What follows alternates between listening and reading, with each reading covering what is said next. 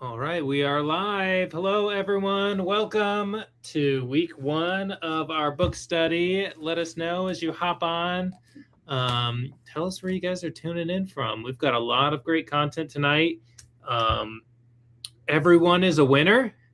Everyone that is here tonight, you're not only a winner as a person, but we have something for you that everyone gets, a free download that we will share at some point during this. And you also have the opportunity to win. Carly, tell the people what they could win. A set of brain flakes with the wheels. Yep. With the wheels. Upgraded brain flakes with the wheels. Yeah, my kids like the wheels. Hello, welcome. Welcome, everyone. By the way, I'm Adam, and this is Carly, and we're here with Connie Ann. I suppose we should introduce ourselves, you know. Yeah, winner, chicken dinner. Carly and I are tuning in from, what are you getting? Oh, our brain flakes, so you can show them. They might be all the way upstairs. No, I think they're We're doing a little run and grab, I guess. We're tuning in from Elkhart, Indiana. And I see you guys are from all over. Connie Ann. I'm outside of San Antonio, Texas, but I will be rooting for the Knicks tonight because I'm originally from New York. I'm calling it the Connie Ann finals. That's what I was like, Carly, we're gonna have the Connie Ann finals. I know it's tough. I keep teasing we're doing a STEM camp this week, and our shirts are orange this year. And I was like, oh yeah, all you wear is orange. Okay, so you got a whole box of brain flakes. That's what they look like. Yes. This is the prize tonight. Not this exact one, right? That's the brain flake. No, you get a brand new one. You get a brand new one. Friendsville. And it comes called Friendsville. Hello, comes friend. with the wheels. Got these little things you can make. No, these are from the Brain Flakes website. Oh. But we have a bunch on our website too. Yeah. Different numbers, builders, and stuff like that. Oh, somebody else from Northwest Indiana. Hello. We're at Northwest Indiana, Cindy. But yeah, if you're just now tuning in, so if you comment, that is how you're entered to win the set of brain flakes. However, there's more than one winner tonight because everybody is a winner because everybody is getting a free resource. Yeah, I said everybody's a winner. But it's good to reiterate. You said that at the beginning when there were 3 people. Yeah, and now there's 74 people. Guys, you guys are all winners. Yes. Hello. Okay. What else do we got? What else do we want to talk about? We have some planned content for you all tonight, but as always, feel free to ask questions. We want to make sure that this is as helpful to you all as possible. So if you have questions, feel free to ask. And we will try to get to as many questions as possible. If we do not get to your question, that is what our Facebook group is for. If you're not in the free Facebook group, Elementary, a lot of Hoosiers in here. Elementary STEM Teachers with Carly and Adam, feel free to ask your questions in there. We also posted the 3 discussion questions. They're the same questions that are in your study guide. Those 3 questions are in the free Facebook group, Elementary STEM Teachers with Carly and Adam. So if you haven't answered those, make sure to hop in there and answer those. We've got Tipton, Indiana. Hello. Ooh, more Indiana. So guys, many more Indiana. Hello, friends. guys. Michigan City. That's not too far from us. Elkhart. We're five minutes from Michigan, so we're up there. Okay. Should we talk about the format of the book study? Just like an intro. So we've got 3 weeks where we're going to be doing lives like this. Mm-hmm. And in theory, we're doing something new this year. We're going to try something new, guys. On the 4th week of the book study, we're going to do a Zoom, and we're going to try to make it interactive. Is the goal. So we'll be sharing lots of stuff. Maybe there'll be stuff to share. Kind of wrap up party. We wanted to also do kind of an implementation day because we feel like normally we finish the book study and then we kind of send you on your way. So we wanted to kind of have a final day this year of the book study where we kind of help more with the implementation of what you have learned. Answer questions in a more personal way. But like I said, feel free to ask questions in the comments. We'll interact.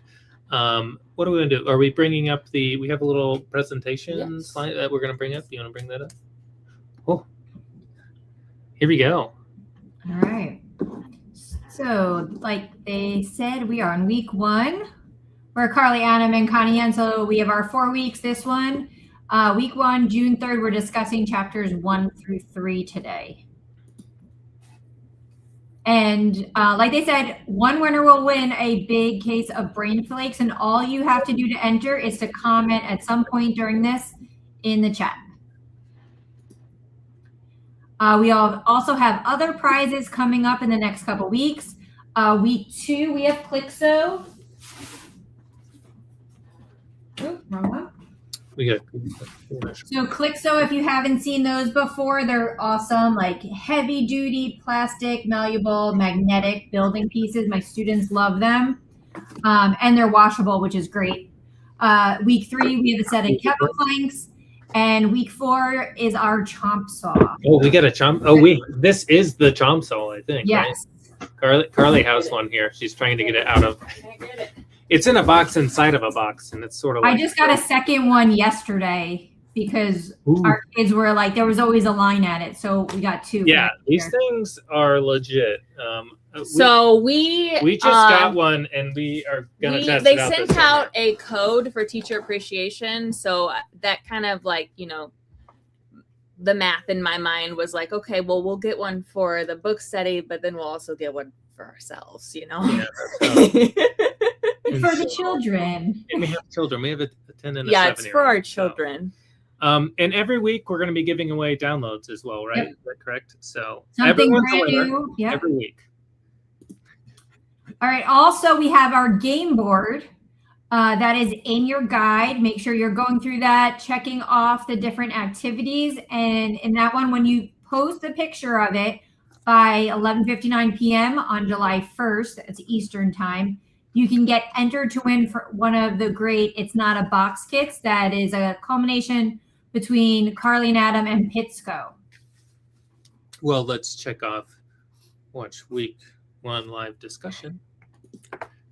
All right, so let's jump into chapter 1. Woohoo.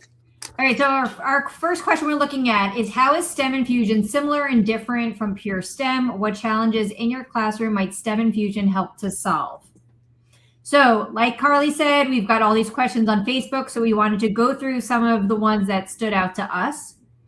So Brendan P. said, my students love to make the connections between the subjects. They always tell me about what they're learning about in their homeroom.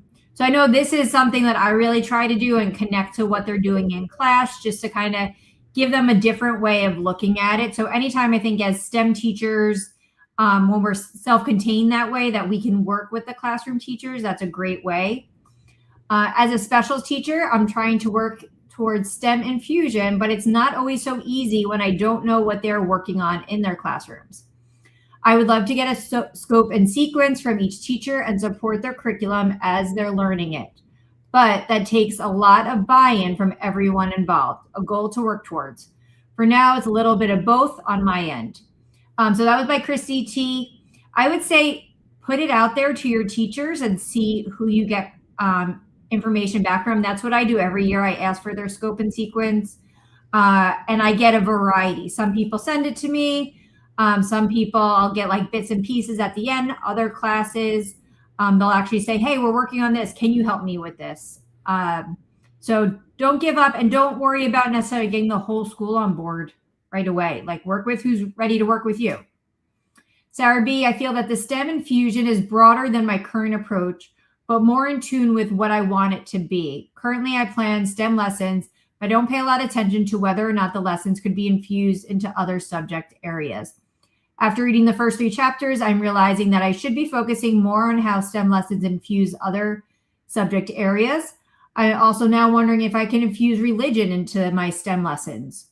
So yeah, a lot of times with our STEM lessons, we are diving into it and we can do more with it, but also we need to remember, like, I know every time like we do one of these book studies, I'm like, yes, this year I'm going to do everything. And we need to like pump the brakes a little and like make ourselves like one goal that we can do for the year instead of overwhelming and then feeling defeated. Yeah, we always say, you know, to borrow from Peter Reynolds, start with a dot. You just start with yeah, I love really that. simple. Van says, like, just find that one teacher, start with that one teacher, build that buy-in. Once the other teachers are like, oh, hey, cool. Like, my kids are getting double from the specialist teacher or the librarian, and, you know, they're doing better on their test scores because of it, or they're, you know, that builds the buy-in. They're having more fun. They're enjoying science more because of it. They're, enjoying STEM more because of it. Yeah. Build that buy-in. Start with that one teacher. And really, before STEM came around, a lot of us were classroom teachers. So we know there's never enough time in the day. So a lot of times, when I say, hey, can I help you with this? Then the teachers are overly excited to get some more time back in their day.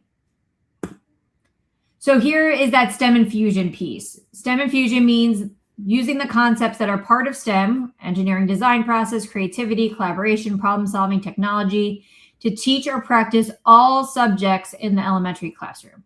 And that's from page 2. So how are these similar and how are they different? So our similarities we see, they're both problem-based. We have critical thinking focus, real-world connections, collaboration and inquiry, and we're using hands-on exploration. Our differences with the pure STEM that many of us are doing, it's kind of like a standalone class, while in Fusion, we're looking at embedding all those subjects. Pure STEM, we have a specialized teacher like us, and in Fusion, it can be any teacher that can be leading it and can be cross-curricular. And our challenges to solve. So if we have low student engagement, when will I use this? Siloed subject teaching, limited resources or labs, and reaching diverse learners. One way that I try to touch on all the different subjects is having word walls in my classroom. So it's a great way to support vocabulary, reinforce concepts we're going over, and then just help students overall, especially all that math stuff that's up there.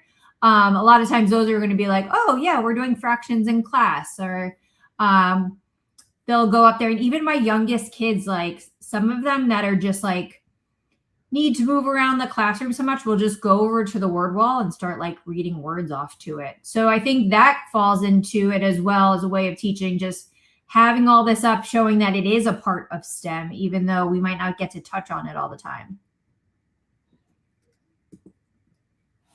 Our next question is, what are the benefits and challenges to systematically teaching the 21st century skills of communication, collaboration, critical thinking, and creativity? So here are those 4 skills. So we want to have communication. How did we share our ideas and listen to each other? Collaboration, how effectively did we work together as a team? Critical thinking, how do we analyze and solve problems we face? And creativity, how did we use our creativity to solve problems? So I have these posters up in my classroom and I use these with my students. And to me, like, this is kind of my goal in my program, is to build students that have these skills, because no matter what job they go into, they're going to need those skills. And like we've heard a lot before in different summits and things about how when we're teaching our kids and we're talking about careers, we want to get them excited about possibilities, but things that they're going to be able to engage in when they're going into college and after, like some of those jobs don't even exist now. Like on base, we've got drone pilots. A couple years ago, that wasn't even something that was fathomable. But by having them have these skills, I think they can be taught any type of career.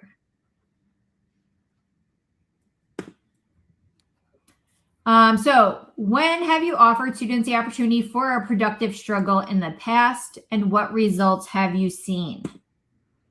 There's some questions about the posters. Everything that Cayenne is showing you is in the membership. So any poster, if you're a member and you go to the Getting Started section, there's a classroom decor section. All the posters, all the word walls, all that stuff is on the STEM Teachers Club website. If you're not a member, you can go to our Teachers Pay Teachers store and get this, but you're going to pay way less if you join the membership. The best deal is the STEM Teachers Club. I'm sure there's lots of members on here. They'll tell you. Yeah, so I have all these up in my classroom because I just think it's a great visual for me to just like quickly be able to go over it with students. This one is hard for kids, the productive struggle, because a lot of times they're used to things going easy for them or being done for them. And sometimes some of our brightest students need this reminder because they're used to everything just coming super easy academically. And then when they're having to think out of the box, they sometimes struggle with it.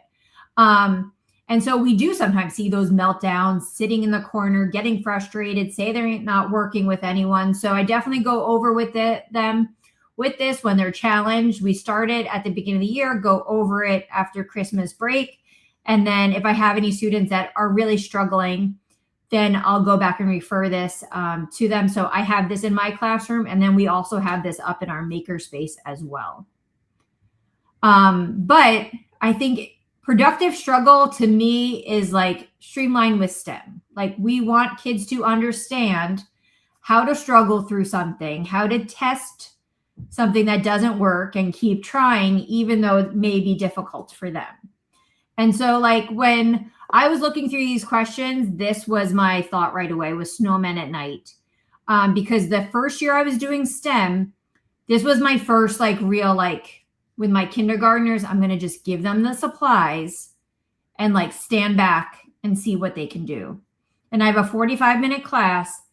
And for the first like 20 minutes of their build time, I just thought like I completely failed for the day because nothing was happening. And it was very hard for me not to jump in and let them struggle and try to figure out how to do this.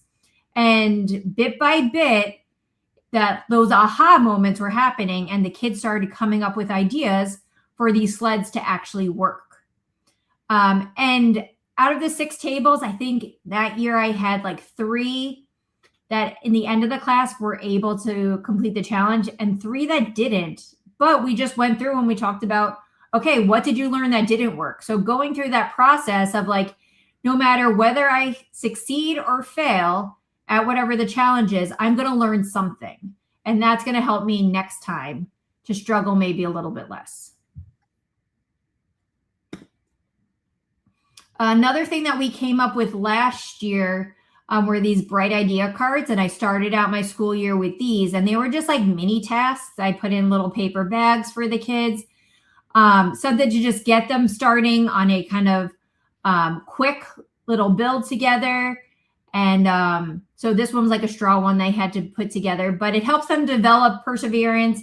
Being at a military school, we have kids that are like PCSing, moving in and out all the time. So while I have some kids that I will have from pre-K up to 5th grade, there's other kids that I may only have for a year or 2 or a couple months. So each year I kind of have to dive back into this and make sure that all our new students have the opportunity to grasp what we're looking to do. And because these are small challenges, you can work through that productive struggle without like a high level of frustration. All right, so as we dive into, so bright ideas were mystery missions. You're correct. Those were separate, aren't there? Okay. Yeah. Okay, never mind. The bright ideas are in the, because you did the mystery maker missions for back to school, and then you did the ones in the winter. Correct. For like a reset. And then you did the bright ideas. Those are in the task cards section on the membership. Right. That was from the summit last year. So, but they're similar. Like if you saw the bright ideas, it's a similar task. So chapter 2, how could you adjust your questioning strategies to encourage more higher order thinking, such as analyzing, evaluating, or creating? So your take on this. Lori D said minimizing the expectations for right or correct answers encourages deeper thinking. I also often respond to a student answer with something along the lines of, but why or why not? Or tell me more about that, etc. Sometimes talking with partners or group work helps students dive a bit deeper into higher order thinking. So yes, I definitely think I saw this in a couple different posts within this question about cutting down that like right or wrong answer and having our kids really think about what they're saying. Aura said that building in time for it. So yes, this is like one of my goals every year, like doing better about stopping and having that time to talk to kids and go through those questions and analyze what we did and what we learned from it. She said that she feels frazzled on one STEM day with the 4th grade and was cleaning up early. We all sat down on the rug. I gave them all dum-dum, and then we talked about unexpectedly creating a time where they all wanted to share what worked, what didn't work, what was hard, what was fun, what they did good. I don't think I can afford giving dum-dums to each class at the end of the day, but having something for them to do like candy that takes a long time to eat or something at the carpet when they're done helps them to not feel like they're on the spot and more relaxed to have a conversation. So I thought that was a great idea. And then Kaniel, she jumped into what we're going to talk about next. I've learned what it is important to write questions out using the Bloom's verbs. So going through our education classes, becoming teachers, we have all probably heard so much about Bloom. So here is just a reminder about Bloom's taxonomy.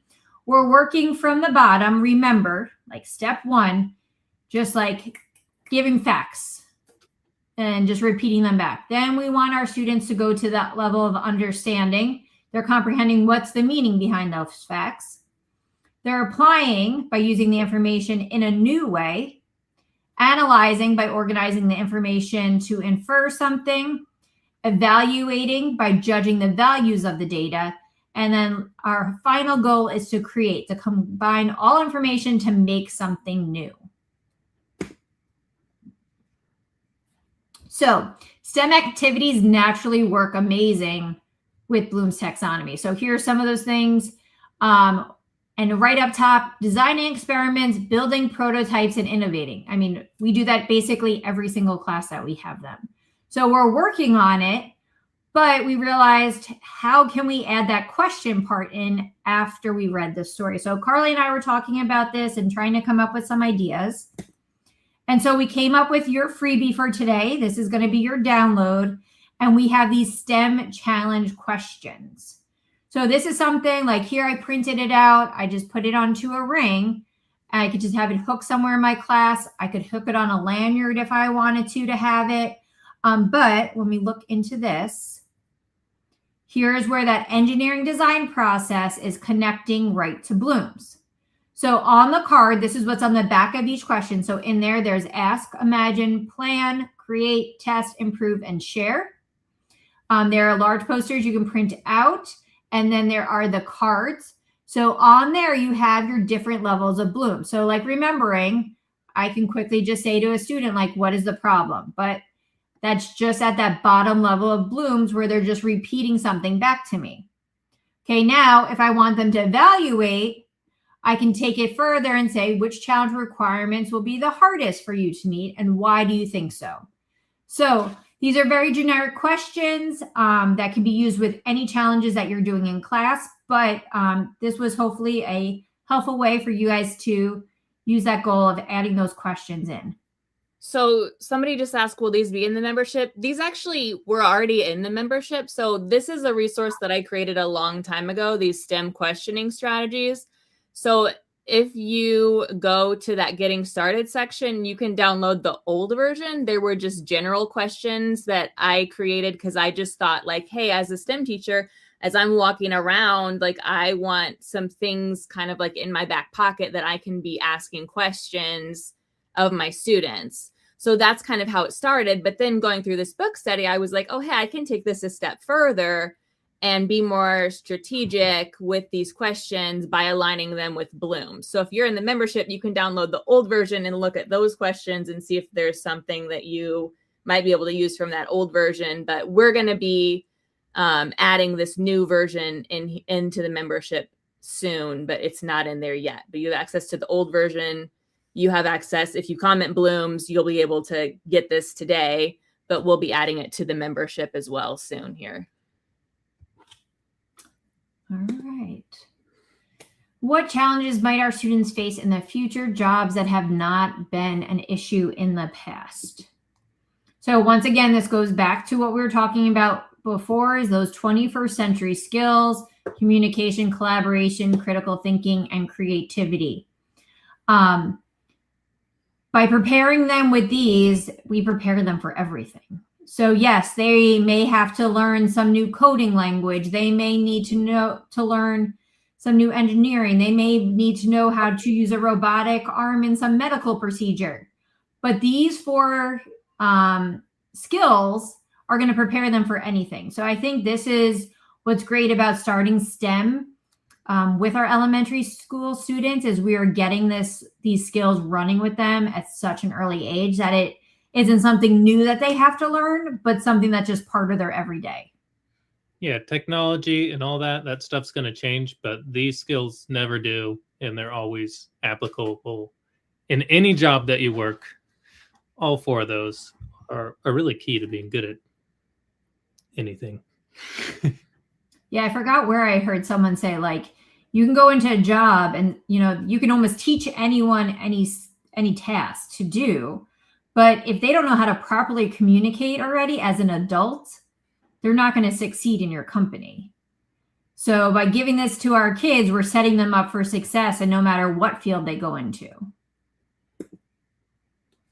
What is a lesson that you recently taught in which you required a standard outcome? How could you change the lesson so that the student outcome was unpredictable? So here I just said it's all about choice. In past times, we've talked about like what's a craft versus what's a STEM challenge. And so if we're taking our students through step-by-step building something, and at the end they all look exactly the same, then we've completed a craft with them. But if we give them materials, and sometimes even where like, hey, these are the materials, you have to pick a certain amount of these, or you have a budget to use to pick these, then they have choice, and then they can come up with anything. But I mean, like we just talked about those task cards, even giving students a bag with exactly the same items in there, you'll see they have that choice and freedom to create something that, is in their imagination. So it's just about us not like showing them. So a lot of times I'll let kids struggle a little bit and come to terms with it before I would like help them do something. I didn't think about this when we were working on the slides, but another big part of this too is like with my makerspace, I will start with STEM skills. So in the membership, we have a set of STEM skills for like K-2 and then 3-5. So it's like, okay, how do I put things together with tape? How do I cut cardboard? How do I make a paper airplane? So there's a time to take them through those step-by-step kind of tasks to give them the skills. But then in this case, giving them the freedom to choose how they're building something is where we're giving them that creativity piece. All right. And now we're moving into chapter 3. Describe a time when you had a happy accident or teachable moment in your classroom. How did you use the emotions of the moment to solidify knowledge for your students? So I do oops a lot of times. Sometimes I will come up with lessons and try them with my students. And I apologize to them at the end because they do not go well. And so a lot of times, like, I'll make stuff and I'll try it, and then I'll figure out a better way of doing it before it ever hits the membership, luckily. But I think our mistakes are such an important lesson for our students to see. And instead of hiding them, to admit it to them, like, hey, like, I thought this was going to go differently and this didn't work. Or if we build something and it doesn't work, like, we're just showing them still as adults, like, we need to work on trying and failing ourselves and using a growth mindset as we innovate and create for the classroom. So I think mistakes are not setbacks at all, but that they're a way for us to just like show our students that we're not telling them what to do without living it ourselves. Yeah, we often say it starts with us as teachers, as we try to get our students to think creatively, to use these 21st century skills. We've got to develop them in ourselves as well. And, obviously in education, there's plenty of opportunity to develop all of those. All right, our next question. What topic have been difficult to answer the why are we doing this question on in the past? And what might STEM Infusion help you? How might STEM Infusion help you answer that question? So here is another product that Carly had made. Do you want to talk about this, Carly?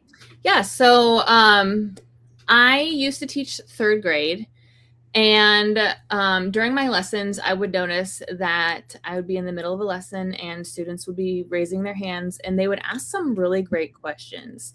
And I just didn't have time to answer all of them, or I didn't want to derail the entire lesson to answer them. But at the same time, I wanted to validate those questions and I didn't want to dismiss their curiosity. So I came up with this idea. I put this fishbowl in my classroom and we called it the curiosity jar. So when a kid would ask a question, I would say, oh, that's a great question. Put it in the curiosity jar. So then I could still teach my lesson. They would go over, they would grab a piece of paper, they would write their question, put it in the curiosity jar. And then on Fridays, we would go through and we would answer some of the questions. Sometimes the kids would even take ownership and they would help find the answers to the questions. So it was a great way to keep my lesson on track, but also keep the curiosity alive in my students and give them ownership of asking and answering questions.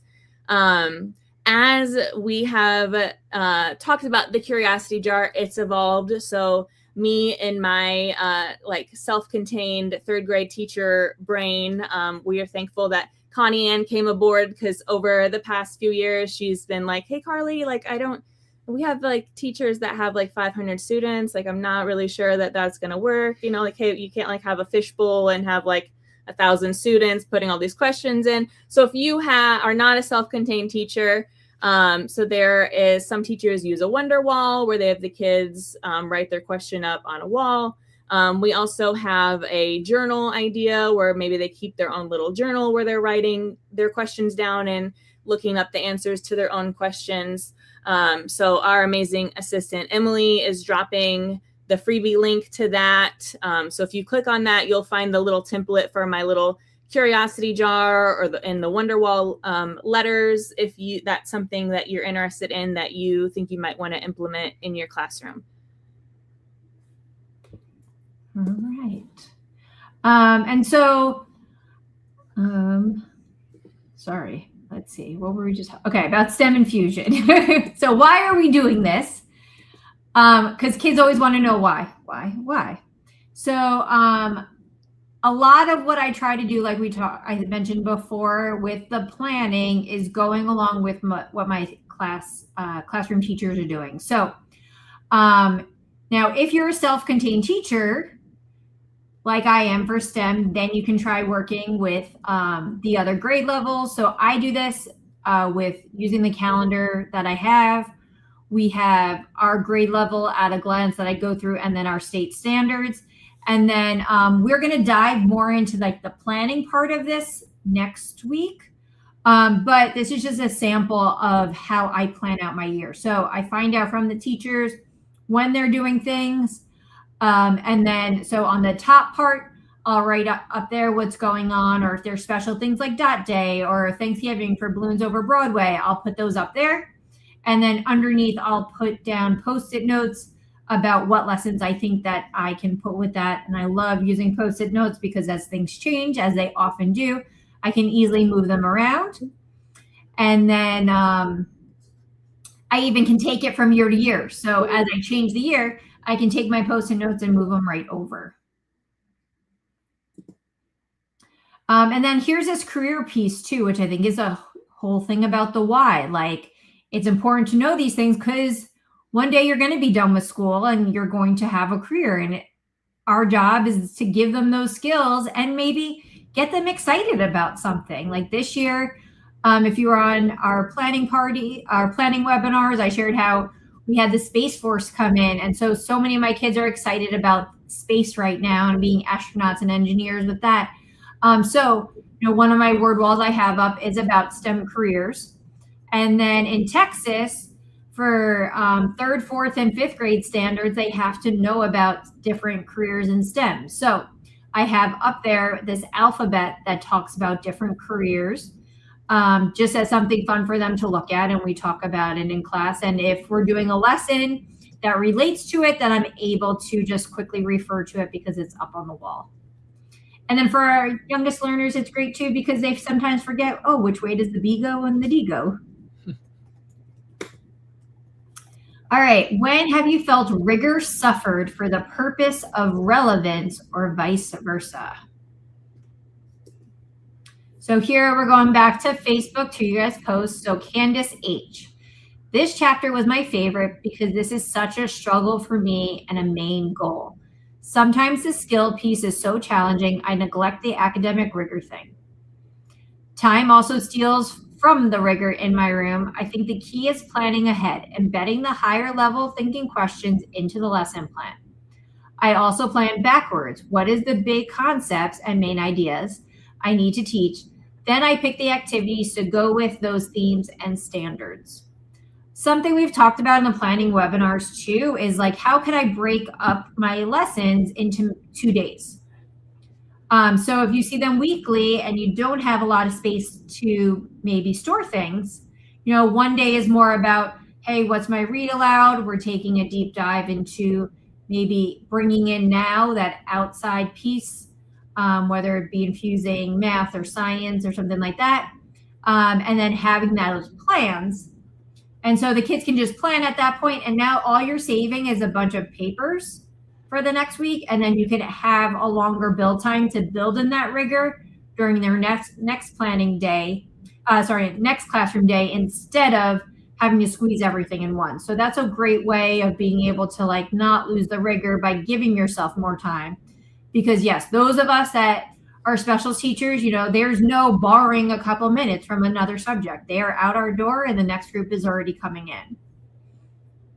Beth sees that connections are so important to build relevance. Using their background knowledge is one way to make connections. Student engagement is built through doing. I believe that when the doing is relevant and allows students to build on their own background knowledge and connections, the rigor will not be sacrificed. And then last, Lisa S. said, small points of relevance are being made, but the journey is a long road ahead. So I thought that like we said before, like pick one goal that you want to start with after this month of our book study, and think about one improvement you can make before you're going on to the next one, because we have to take those first couple steps before we start drowning in all those grandiose teacher goals that we put on ourselves. But just look at how you can improve, like one thing that you want to do better in your classroom this year. Because the thing is, I know I analyze over and over what I'm doing in my class. Like when I moved from teaching 3rd grade to this, I thought like, oh, I'm going to be a specials teacher. I'm going to make one set of lesson plans and I'm just going to keep using that over and over again. And it's going to be so easy. But as we learn things, as we want to improve rigor, as we want to come up with new lessons, like I am changing it all the time, that I'm having more of a struggle with, oh, I don't have room for this lesson now because this other great lesson is something that I want to do. Or, you know, having that curiosity jar and making the time to like, okay, I'm going to pause on this because this kid had this great question and I want to make sure that we get to it. And then in the book, it also talked about the levels of relevance. So here we have that level 1, the knowledge in just one discipline. Then we're going to the application within the discipline, the application across disciplines, moving along to application in real world predictable situations, and then application to real world unpredictable situations. So once again, we're just looking at how can we grow our students? How can we have them dive deeper, look into different situations, and it not just being a check the box, were you able to do this or not? But what did you learn from this? How can you apply it into other situations in life? So as you guys were asking, there was all different questions about where the posters and other things I have up in my classroom are, and those are all in the membership. So we have on here a code for Carly and Adam Club that would give you 30% off your first month or 30% off an annual membership. Otherwise, it's $15 per month and $144 for the year. You are able to get like a PO from your school. And like Carly and Adam said, while the stuff is on Teacher Pay Teacher, that's how 5 years ago I found them. Was doing stuff on there and buying things piece by piece. And then I decided to give the membership a try, and then realized that it was a vital part of educating my students and making life easier as I was trying to incorporate STEM. And as you'll see, like a lot of people in the chat that are already part of the membership, it's definitely worthwhile rather than buying things piece by piece. Yeah, there's over 1,000 resources in there, approximately, and we add more every week. There's new resources that get added. I know. I saw somebody was like, "Oh, I haven't seen those posters. Are those new?" No, Connie had made those maybe last year. Right, I think he made the STEM career posters. Yeah, because it was just a brand new science standard for Texas, and I was like, "Oh, how can I put this in my classroom?" Okay, let's try making this. Yeah. So if you remember all of those posters, all the word walls, that's all in that getting started section. There's a whole classroom decor. So yeah, if you haven't been in there in a while, there might be something you didn't notice. There might be some new stuff. I saw somebody else asking about the planning templates. Next week, like Connie Ann said, is all about planning. Your freebie next week is going to be a bunch of planning templates. So make sure you show up next week and you'll be all set up with all the tips and templates for starting with planning. So yeah, and the summit, 23rd through 25th, 24 hours of PD approximately, and it's going to be a real good time. We hope to see you guys there. It's included. Everyone who's a member gets to come, and it's a great time. All right, and then this is your last chance for your giveaway. If you did not comment yet, here's your time to put something in there. And then you are entered in for the berry flakes. Yes. Okay, here we go.